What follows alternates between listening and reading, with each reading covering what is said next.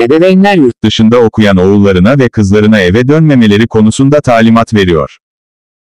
Devlet medyasına göre, Türkmenistan bir bolluk, refah, mutluluk ve istikrar ülkesi. Ancak, istikrarlı bir ülkede, yaşadığını iddia eden birçok ebeveyn, devlet medyasıyla aynı fikirde değil. Yurt dışında okuyan oğulları ve kızlarına, ülkede devam eden kriz ve çözülemeyen bir dizi başka sorun nedeniyle eve dönmemelerini ve mümkünse akrabalarını yurt dışına yerleştirmelerini tavsiye ediyorlar. Bir RL muhabiri birkaç Meri ebeveyni ile konuştu.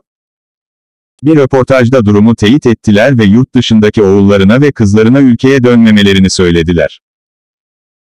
Muhabire göre, ebeveynler oğulları ve kızları ile internet üzerinden iletişim kurarken bu tür tavsiyelerde bulunuyorlar.